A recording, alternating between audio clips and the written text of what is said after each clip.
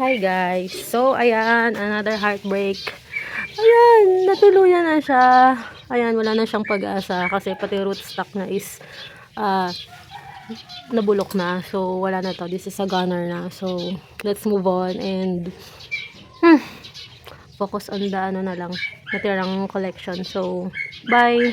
Pero kukunin ko yung ano niyan, yung soil mix niya. After this vlog, i-upload ko na siya kasi sayang naman yung soil mix niya. Ayun oh, ay. Okay naman yung roots niya.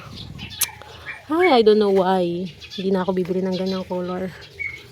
Ano yun? Kahit sale ko siya nabili kasi bumibili ako ng lakaya mga naka-sale eh. Sale price nila, hindi yung original price kasi medyo namamahalan ako. Pero mahal pa rin naman siya sa sale price niya. Pero wala tayong magagawa. Ganyan yung nangyari. So, let's move on and focus on the ano na lang, natira. So, ayan, kung makikita nyo, maulan na dito sa lugar ko. And ang location ko ulit is Batangas. So, lowland siya. And ito yung ginagawa ko ngayon. Actually, kagabi malakas yung ulan. Then, inilagay ko dito yung ibang inner mist ko kasi para maulanan sila. Para maganda yung mainom nilang water, yung ulan, rainwater. Actually, yun na yung second batch ko kasi yung first batch ko na pinaulanan kagabi is ito. Ang lakas ng ulan kagabi, so tamang-tama na soak sila. So, inilagay ko na ulit sila dito para makapagpahinga na at masipsip na nila ng ayos yung nainom nila kagabi. Yan, yung mga inner mist ko na ganyan. Kasi stable na naman sila kaya pinaulanan ko. Maliban lang dito sa malalaki kasi masyadong malaki yung pot nila. Baka hindi matuyo agad yung soil mix nila and baka ma-rot sila. Sayang naman, diba? So ayan, inuna ko lang tong mga hindi naulanan kasi pumasok din dito kagabi yung ulan and naulanan yung mga seedlings natin na inner mist. So inuna ko tong mga malalaki para sila naman yung maulanan. Ayan, sa ganung way kasi mas mabilis yung lalaki yan. So naulanan na yung mga seedlings natin na inner mist. Ayan, kung makikita niyo medyo basa pa sila. Ayan, malapit ko na din tong iripat, lalo na yun ang lalaki na. Yung dito. Kukunin ko lang yung mga form na gusto ko.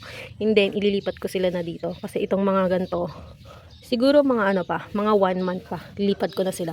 Kasi puno na nila tong pot na to. And, mag-i-stay sila sa ganyang size kapag hindi ko sila i-repat. So, kailangan ko sila i-repat. And, ayan, bumili na ako ng pot kay Spikes and Barrel ito. Ito bago ko din to. From Spikes and Barrel. Ang ganda, diba? Crested, Kiko, Dragon Farm. Ayan yung ulo. And ayan yung dragon form niya. Ganda. Ayan. Minayin ko to sa kanya nung nagla-live siya sa farm. And then ito yung pot niya. Ito yung papalit ko na pot siguro dyan sa mga yan. 3-inch pot lang siya pero malalim siya. And ang ganda ng design niya. Ayan, wood design. 20 pesos ko lang nabili yan each. And pina-LVC ko lang. Ang dami ko din nabiling pot sa kanya kasi magpapalit ako ng 3-inch pot ko. Ayan, kasi yung mga bell pots ko na iba, papalitan ko kasi kailangan na sila sa 3-inch. Yan. Ang ganda ng plants and pots na. Mamaya ipapakita ko sa inyo yung pots na nabili ko sa kanya. Ayan, magpapalit ako ng plastic pots sa mga inner mist ko para mas mabilis lumaki. So, ayan, dyan muna siya. And ito yung last ko sa kanya, yung flower filled and wine glass. Wala pa sila masyadong roots. Ewan ko, parang masyado ko sila nabe-baby. Parang gusto ko sila ilabas out in the open. Kasi pag pinapabayaan ko sila, mas okay sila. So, ayan, ito may freebie si Tita. Si Tita Zen, ito. And ito. Ayan. Nagdagan ng aking mga, tawag mo dito? Anong tawag dito? Or, astro. Ayan. Ayan, so dumadami na sila. Ito mga seedlings pa lang to. Kaya sa maliit na pot, ayan, madami na din yung malalaki. Halos lahat na malalaki po is free lang. Wala akong binili sa mga yan. Either na panalunan ko or freebie sa mga minamain ko. Ayan, ito, parang gusto ko na din siya ilipat. Para mas madaling lumaki yung gym na pag plastic pot. So, ayan, ito yung iba kong gym, no? Ililipat ko na din yung mga to. Ito naman sila yung mapupunta sa mga, sa mga bell pots na ganito. Ayan, na ganito.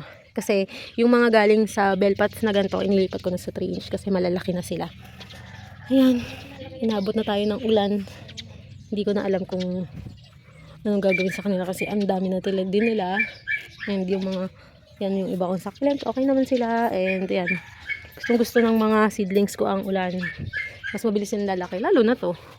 Ayan, ang ating, kalimutan ko yung tawag sa kanya, pillows. Ayan, string of pillows. Ayan, tagal ko hinanap na ito. Ayan, 1 pot lang yan dati, ngayon 4 namin nakatago pa din sa harapan.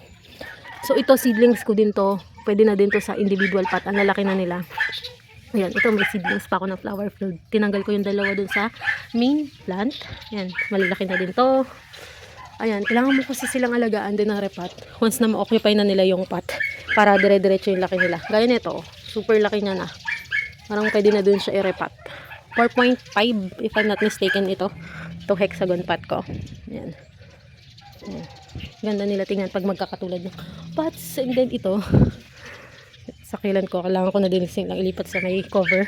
Kasi pag hindi ko pa sila nilipat sa may cover at nagtuloy-tuloy ang ulan, sigurado mo overwater yung mga yan. Pero si Super Bomb, gustong gusto niya yung ulan. Ang ganda ng color niya today. Ngayon, ayan, blower ko sila mamaya para mawala yung mga tubig sa rosette nila. Binublower ko sila. May malaki akong blower.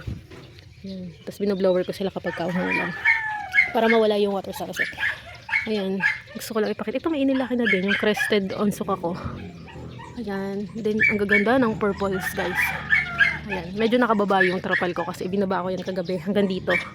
Hanggang dyan. Para makover sila. Pero naulanan pa rin. Kasi papasok dito yung hangin na ulanan to. Pero yung mga purples ko, I think hindi naman sila masyado na ulanan kagabi. And ayan, ang ganda ng color nila. Ang tataba. Ayun, tignan nyo guys to. Ito yung nakalbo, diba? Ayan, ang dami niya ng leaves. Naka-recover na siya. Ayan. Super dami na niyang leaves. And okay na siya. Doon yan yung mga seedlings natin. Napabayaan ko lang dyan kasi pagka hindi ko masyado nakikita, magugulat na lang ako isang araw malalaki na sila. Ayan. May mga insekto. Ayan. And then, yung succulents, okay pa naman sila. Yung mga gasteria, dahil hindi naman sila naulan at okay na okay. Itong cacti na to. Nakailang repot na ako dyan. Yan, ngayon umakay na sila. Ayan, ang tataba ngayon nila kasi panay yung ulan, busog na busog sila lagi. Ito, kung natatandaan nyo dati, super kalbo to. Ngayon, ang hitik-hitik niya na. This is cheesecake. Yan yung propagation natin ng Purple Delight, then cheesecake, then Helen. Ayan. Ito, kinat ko na siya. Kasi sobrang haba na. Ayan, pero nilagay ko doon. Ewan ko lang mabuhay. Pero mabuhay yan. Meron na yan eh. And then to. Ating succulent, ang ganda-ganda na nila. Ang ganda ng color nila. Nananaba sila dahil laging umuulan. Ayan, ayun yung propagation natin ng Snow Peach or Murasaki. Then ito yung Sedum Monroe natin. Ating blush na Iron Pay. Hindi na siya ganun ka-color kasi ngayon, makulimlim. Ayan. Ganda. Ayan. Ito is cheesecake. Nilalagay ko lang sa mga singit-singit nila yung propa ko. Ayan. Ito Ellen. Ayan. May mga pa. Dahon-dahon. Ayan, okay na yung mga kinat natin. Nagbi-babies na. Kasi tag-ulan na. Hindi na sila deprived sa water. Kasi hindi ako na ma-water, diba? So, ayan. Yung cheesecake natin na mahilig sa water. Ang tataba na. Ayan. And malaki na to. Wow, ganda ng niya. Ng leaves niya. Siscalos. Ayan. Lang to. Common lang pero ang ganda. So, ayan. Gustong gusto ko tong part ng garden ko na to kasi succulent. Ito na yung mga lush kong succulent ko. Pansin nyo, nag-down grade na yung mga ko. Succulent ko, yan na lang. Hindi to. Konti na lang sila. Kasi, parang nag-focus ako ngayon sa gymnos and cacti. And itong astro, sabi ko naman sa inyo, hindi ako bumibili. More on free. And sa mga paraffol, sa mga napapanalunan ko, na sinasalihan ko. So, ayan. Hindi pa ako into this. Yan. Pero siguro in time, hindi natin masasabi. Kasi para namang yung cravings natin sa plants is pa ikot-ikot lang. So this time sa ganito, then next time sa ganyan. Ayan. Ayusin ko pa to. Ayan. Madami na akong nakuhang seeds. Pero may mga hindi pa ako na-harvest. Ewan kung matutuloy pa tong mga to. Kasi nag-uulan na. Ayan, dito yung isa kong ayan. Ang aking isang ROS. Ayan, ang ganda-ganda na din dito. Super lush. Ito ang aking white ghost. Ayan, may ako dyan. Ayun ginraff ko. Mukhang okay naman siya. Ayan, ay hindi ko makita. Ayan, yung red na maliit. Sana okay siya. Ang ganda ng tips na Ayan.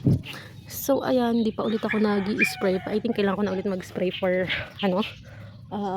scales. Pero saka na pagkatumila na. Ang ganda ng flapjack. Pero isa din to sa alalay-alalayan ko this tag-ulan kasi ang laki nga. Baka ma-overwater siya. Sayang naman. Ayan. And then ito, ang jadelet ko. And then another spiralis. Ito yung last na spiralis ko. Ang ganda niya na. Ang taba niya na. And then ito yung mga na-scales ko na rainbow. Actually, clump yan. So, pinag-iwahiwalay ko. And ayan, okay na siya. And itong mga limifolia nung summer, mga sunog ngayon, okay na sila. Gusto nila yung tag-ulan. Ayan, may monadenium dito, ang cute. Hindi ako makabuhay nito, sa totoo lang, lagi nabubulok. Pero this time, ayan. Ayan, may mga ano pa ako, limifolia. Ayan, gustong gusto nila yung ulan. Ayan. Kasi may pahinga pa yung ulan guys. Maaraw pa kahit maulan. Alam niyo, hindi tuloy-tuloy. Ewan ko lang pag nagtuloy-tuloy na, sana kayanin nila. Ayan. Mga seedlings ko ng Melo. From seeds. Damsi ay. Ayan. Pakalat-kalat na sila. Ito, lumaki na din. Yung aking lactea na green. Ito yung lactea ko na green na pinakamatanda. Yung aking totem. Hala, bakit ang daming ano? O yan, pumuputok siya, nasusobran sa water. Yun, oh. Oh, diba? Sagwa. Yan, then ito ang aking mga succulent here. Yan din ang aking paboritong spiralis na napakalaki. Yan, haba na. Ayan, so ayan sila. And kung mapapansin nyo pala, wala yung lacteas ko doon. Pinasok ko diba sa terrace, so tara, check natin sila. Papakita ko sa inyo yung pinagagawa ko doon sa loob. Yan, hollow to. Ay, pero ilalagay ko din sila dito. Kasi, masobrang sila sa ulan pala doon. Tignan natin kung anong magiging, ano ko, hot wall. Pero, super ganda ni Cream Tea. Yan, ang ganda niya. Nag-twin head siya. May sariling ano yan, mundo yan si Cream Tea. Pag trip niya mag-twin head, tri-head, ayan. Yan. So, yun guys, dito na tayo sa terrace. Sabi ko, papakita ko sa inyo yung pots ko na nabili kay Spikes and Barrel. So, ito siya. Ayan, ito. Ay, no, hindi ito. Hindi ito kasali. Ito is nabili ko kay Plants by Flipay through Orange App. So, ito yung nabili ko kay Tita Zen, Spikes and Barrel. Ayan. 3-inch ata to. Ayan. Or more than. Kasi ito yung 3-inch niya. Ay, wait lang, di ko matanggal. Ito yung ano, yung octagon pot. Ayan. 3-inch nakalagay. So, ito is 10 pieces. Ang set nito is 10 pieces. 105 pesos. So, ayan. Bumili ako ng 5 sets kasi magpapalit ako ng pots ng gymnose ko. Yung mga nandito sa maliit na bell pots, inilipat ko na dyan. Yan. And then, yung mga nasa 3-inch ko na square pots, malilipat na siya dito. So, ayan. Dito ko balak ilagay yung mga crested ko para mas malaki yung space para sa roots, para matagal ko na din sila ire-repat. So, ayan, bumili ako ng 15 ata yan. 15 pieces. Ayan, 20 pesos ang isa. So, ayan. Kung makikita nyo, nag-repat na ako. Hindi na ako nagpapigil sa ulan. Ayan, nirepat ko sila kahit medyo basa yung soil.